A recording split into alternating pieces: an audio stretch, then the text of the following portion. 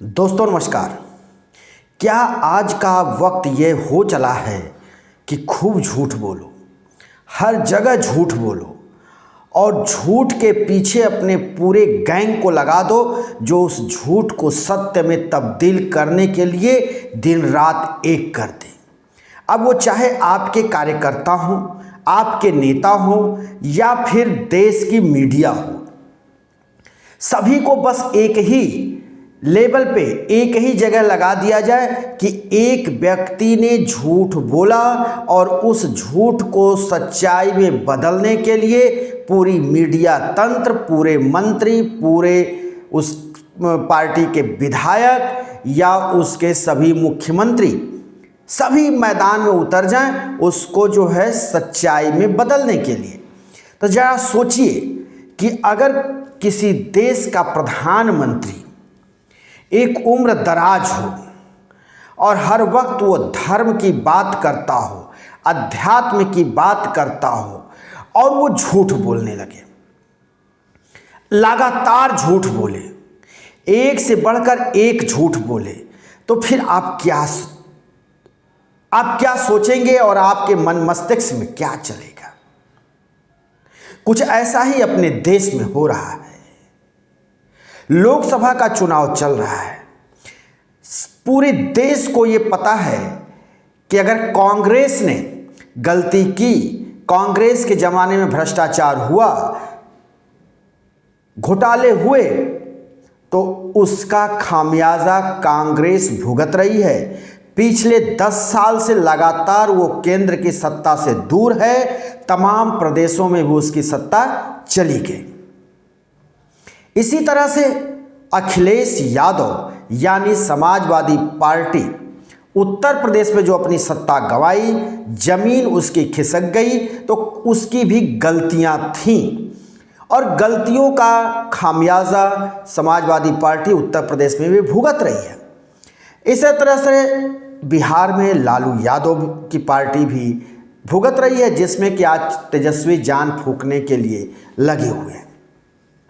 लेकिन आज के दौर में अगर देखा जाए 2024 के इस लोकसभा में, तो इस लोकसभा में पहली बार ऐसा होता दिखाई दे रहा है चुनाव के दौरान जब देश के प्रधानमंत्री बैकफुट पे हैं।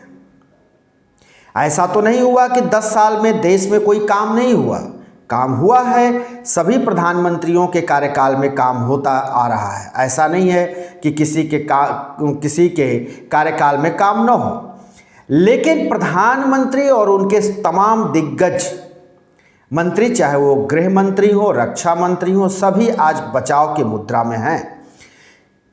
कोई भी अपने काम को गिनाने की बजाय झूठ बोलने को तरजीह दे रहे हैं, झूठ परोस रहे हैं देश के सामने। तो क्या हमारी सरकार अब इसी तरह से चलेगी कि जो झूठ बोलेगा उसी के हाथ में हम देश की बागडोर दे देंगे और वो लगातार झूठ बोलता रहेगा और हम उसके झूठ को सुनते रहेंगे? तो इस झूठ से क्या हमारे भविष्य सुधरेंगे या हमारे आने वाली पीढ़ियों के लिए ये हितकर होगा या फिर देश के लिए ये हितकर होगा? हमको तो नहीं लगता कि झूठ किसी के लिए भी हितकर होता होगा। लेकिन यह झूठ किस तरह का है, जरा इस पर भी आप विचार करिए। विपक्ष के सभी दल और सभी नेता प्रधानमंत्री के ऊपर एक ही आरोप लगाते हैं कि प्रधानमंत्री झूठ बोलते हैं। चाहे वो राहुल गांधी हो, प्रियंका गांधी हो, तेजस्वी यादव हो, अखिलेश यादव हो, कोई भी हो, ये सभी यही कहते हैं कि प्रधानमंत्री झूठ बोलते हैं और झूठ की गारंटी देते हैं। लेकिन चाहे जो भी हो, प्रधानमंत्री नरेंद्र मोदी 10 साल से देश के प्रधानमंत्री के पद पर बने हुए हैं। 2 बार लगातार प्रचंड बहुमत से भारतीय जनता पार्टी ने जीत दर्ज की है। लेकिन अब यह हैट्रिक लगाने वाली बात पर अब यह सोचना पड़ रहा है कि क्या ये पार्टी हैट्रिक लगाएगी, जो कभी आगे चलती थी और विपक्ष की पार्टियां उसके पीछा भी नहीं कर पाती थी। लेकिन आज विपक्ष हमलावर है और सत्ता दल डिफेंसिव मोड में है। अभी हाल के दिनों में आपने देखा कि प्रधानमंत्री ने किस तरह से मंगलसूत्र का मुद्दा उठा दिया, फिर मंगलसूत्र के मुद्दे को लेकर उनकी पार्टी के तमाम नेता, तमाम मुख्यमंत्री प्रदेशों के सब उतर आए और उसको जस्टिफाई करने लगे कि नहीं नहीं सही कह रहे हैं प्रधानमंत्री, और मंगलसूत्र महिलाओं के छिन जाएंगे और छिन करके वो अल्पसंख्यकों में, ज़्यादा बच्चा पैदा करने वालों में यानी मुसलमानों में बांट दिए जाएंगे। इसके बाद प्रधानमंत्री यहीं नहीं रुके और प्रधानमंत्री ने एक और बात कह दी कि अगर आपके पास 2 भैंस होगी तो 1 भैंस कांग्रेस खोल ले जाएगी। ये काफ़ी हास्यास्पद हुआ और खुद ही भारतीय जनता पार्टी के तमाम कार्यकर्ता इस बात को मानते हैं कि प्रधानमंत्री इस तरह की जब बात करते हैं तो ये हास्यास्पद बातें लगती हैं और इसमें कोई दम नहीं है। और ये भी है कि कभी कांग्रेस की सरकार में ऐसा हुआ भी नहीं और कोई भी ऐसी सरकार नहीं आएगी, हमको जहाँ तक लगता है कि अगर आपके पास 2 भैंस होगी तो 1 भैंस खोल ले जाएगी। खैर आगे बढ़ते हैं तो इसमें ये सारी चीज़ें देखने को मिल रही हैं कि प्रधानमंत्री कभी मंगलसूत्र पर आते हैं, भैंस पर आते हैं। एक नेता ने पाकिस्तान के सदन में राहुल गांधी की थोड़ी बड़ाई क्या कर दी, प्रधानमंत्री तुरंत उस पर हमलावर हो गए कि राहुल गांधी का तो पाकिस्तान में बड़ी चिंता है, तो राहुल गांधी को पाकिस्तान से चुनाव लड़ना चाहिए। तो हम पूछते हैं कि क्या प्रधानमंत्री की और तमाम देशों में जब जाते हैं और वहाँ तालियां बजाई जाती हैं, गर्मजोशी से उनका स्वागत होता है, तो क्या प्रधानमंत्री को भी उन देशों से चुनाव लड़ना चाहिए? भाई जो जिस देश का है वहीं से चुनाव लड़ेगा। अब किसी नेता की अच्छाई और बुराई किसी दूसरे देश के नेता के तरफ से की जाती है तो इसको इस तरह से लेना ये कहीं से उचित नहीं लगता है। अब आइए राहुल गांधी तमाम ये बार दोहराते हैं कि हमारी सरकार आएगी यानी इंडिया अलायंस की सरकार आएगी तो हम जातिगत जनगणना कराएंगे, आर्थिक सर्वे कराएंगे। इसमें हमको तो कोई गलत नहीं दिखता। भाई जातिगत जनगणना अगर होगी तो उससे पता चलेगा किस जाति के लोग कितने हैं हमारे देश में, किस समुदाय के लोग कितने हैं, और आर्थिक सर्वेक्षण भी होना चाहिए। आर्थिक सर्वेक्षण होगा तभी पता चलेगा कि देश में कितने % या कितने लोग किस लेवल पे हैं, कौन बहुत हाई लेवल पर है, कौन मीडियम है, कौन लो है, कौन बहुत दबा कुचला है। ये सारी चीज़ें तभी पता चलेंगी जब जनगणना के साथ साथ आर्थिक सर्वे होगा। तो इसमें तो किसी तरह की कोई गलत बात या कोई गलत नियत नहीं दिखती। वहीं विपक्ष की पार्टियों का जब हम जिक्र कर रहे हैं तो उसमें तेजस्वी यादव का जिक्र करना बहुत ज़रूरी होगा, क्योंकि तेजस्वी यादव बिहार में सत्तारूढ़ दल जेडीयू के नीतीश कुमार की सरकार और भारतीय जनता पार्टी के साथ बनी जो सरकार है उसको लगातार घेरते हैं और कहते हैं कि केवल हम 14 और 17 महीने सरकार में थे उप मुख्यमंत्री और हमने अपने प्रदेश में 5 लाख नौकरियां दी, लेकिन ये लोग कभी नहीं दे पाए। यहाँ तक कि केंद्र में 10 साल से भारतीय जनता पार्टी की सरकार है और केंद्र सरकार भी इतनी नौकरियां नहीं दे पाई। तो नीतीश सरकार को घेरते घेरते तेजस्वी प्रधानमंत्री को भी घेरते हैं और कहते हैं युवाओं की मैं बात करता हूँ, जब मेरी सरकार आएगी युवाओं को नौकरियां दी जाएंगी। यानी तेजस्वी, अखिलेश,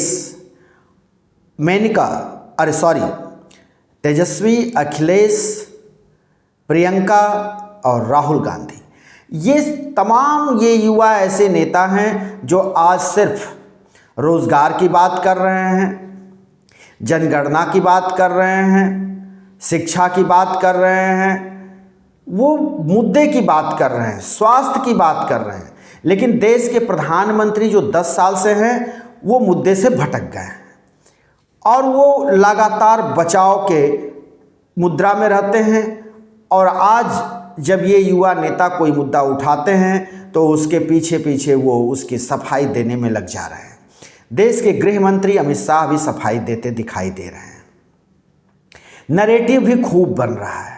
प्रधानमंत्री अगर पाकिस्तान को इसके अंदर घुसा करके नैरेटिव बनाना चाह रहे हैं, या हिंदू मुस्लिम कर नैरेटिव बनाना चाह रहे हैं, या फिर मंगलसूत्र को लेकर के नैरेटिव बनाना चाह रहे हैं, या फिर भैंस उनके लिए नैरेटिव बन रही है, तो ये नैरेटिव अभी काम करता हुआ धरातल पर दिखाई नहीं दे रहा है। यहाँ तक कि इतना बड़ा राम मंदिर बना, राम मंदिर का मुद्दा भी काफ़ी ठंडा पड़ गया है। लेकिन ये पहली बार ये चुनाव हो रहे हैं जबकि विपक्ष भटक नहीं रहा। विपक्ष लगातार सत्ता दल को अपने मुद्दे पर खींच रहा है और रोजगार की बात कर रहा है, स्वास्थ्य की बात कर रहा है, ये इस तरह की बातों को कर रहा है, जहां पर कि भारतीय जनता पार्टी पूरी तरह से बैकफुट पे है। अब विपक्ष एक नैरेटिव और जो बनाया है, उस नैरेटिव में भी दम है और गांव गिराव में वो नैरेटिव मतदाताओं तक पहुंच चुका है, जिसमें यह कहा जा रहा है कि अगर भारतीय जनता पार्टी 400 सीटों के साथ केंद्र में आएगी तो देश के संविधान को बदल देगी। और देश का जब संविधान बदल जाएगा तो जो पिछड़े हैं, जो दलित हैं, जो दबे कुचले हैं, उनका हक ये पार्टी मार ले जाएगी। ये नैरेटिव बन चुका है। इसी तरह से रोजगार को लेकर के भी ये नैरेटिव बन चुका है कि भारतीय जनता पार्टी की सरकार में युवाओं को रोजगार देने की इच्छा शक्ति है ही नहीं। तो जब इच्छा शक्ति है ही नहीं तो फिर वो रोजगार देगी कैसे। और भी नैरेटिव बन रहे हैं, जैसे अभी आपने देखा अग्निवीर योजना। अग्निवीर योजना में युवाओं को 4 साल के लिए भर्ती किया जा रहा है मिलिट्री के लिए, और उसमें से हर 4 साल में 75% युवाओं की छटनी कर दी जाएगी, 25% को आगे बढ़ा दिया जाएगा। इस दौरान अगर ये युवा किसी कारणवश अगर वहाँ पे शहीद होते हैं, अगर वहाँ पे इनकी जान चली जाती है तो इनको शहीद का दर्जा नहीं मिलेगा, इनको पेंशन नहीं दी जाएगी, इनको कैंटीन की सुविधा नहीं मिल रही है। ये सारे मुद्दे हैं जिस पर विपक्ष सत्ता पक्ष को घेर रहा है। लेकिन अब सवाल ये उठता है कि क्या हम और आप इसमें खोज पा रहे हैं कि कौन सही बोल रहा है और कौन झूठ बोल रहा है। भाई चुनाव लड़ रहे हैं और इसमें तो जनता ही तय करेगी कि कौन सत्य बोल रहा है, कौन झूठ बोल रहा है। लेकिन ये तो ज़रूर समझ में आ रहा है कि कौन सत्य है और कौन झूठा है। तो क्या हम अपने मतदान का प्रयोग सच्चाई के तरफ करें या झूठ के तरफ करें, ये तो सब हम खुद ही सोच सकते हैं। हमारे पास ईश्वर ने दिमाग दिया है, ब्रेन दी है, तो हम खुद सोच सकते हैं कि हमको झूठ के साथ जाना है या सत्यता के तरफ जाना है। और ये कह देना कि कोई विकल्प नहीं है, ये अपने आप में बहुत ही निम्न स्तर की बात है। जो भी उस कुर्सी तक पहुंचेगा वो निश्चित तौर पर काम करेगा। तो इसलिए ऐसा विचार मतदाताओं के अंदर नहीं आना चाहिए कि कोई विकल्प नहीं है। विकल्प सभी हैं, बस सोच का अंतर है। अब या आपको यही सोचना है कि आप सत्यता की तरफ जाएंगे या झूठ की तरफ जाएंगे। हम फिर किसी दूसरे वीडियो को लेकर हाजिर होंगे। तब तक के लिए शिवमूर्ति दुबे को दीजिए इजाजत।